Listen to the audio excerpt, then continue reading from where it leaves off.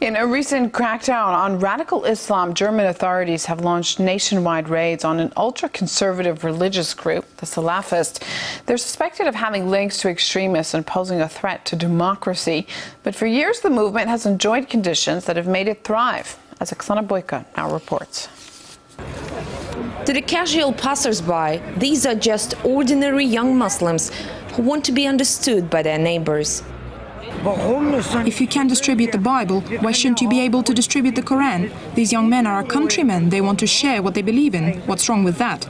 But when you look closer, they're spreading not just what they believe in, but what they insist is the one and only truth worth believing.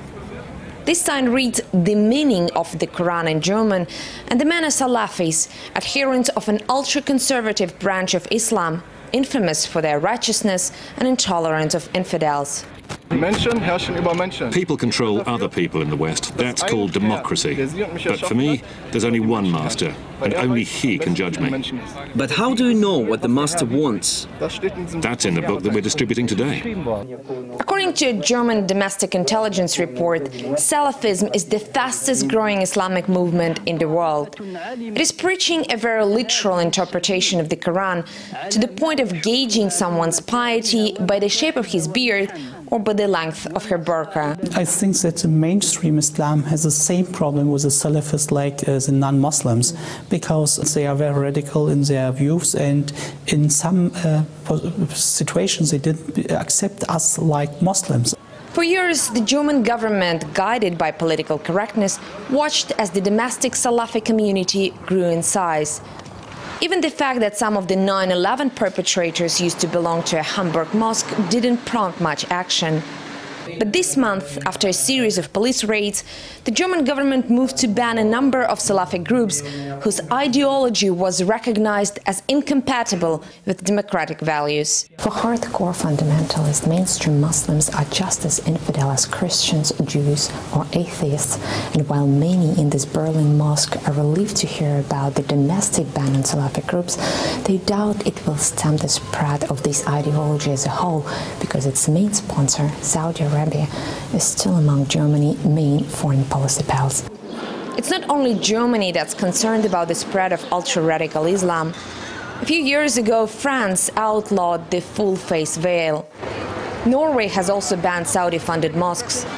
But as Western countries are increasingly taking a stance against radical Islam, their foreign policy all but seems to promote it. Salafi and related Wahhabi movements are seeing a major resurgence across the Middle East, especially in countries affected by the Arab Spring.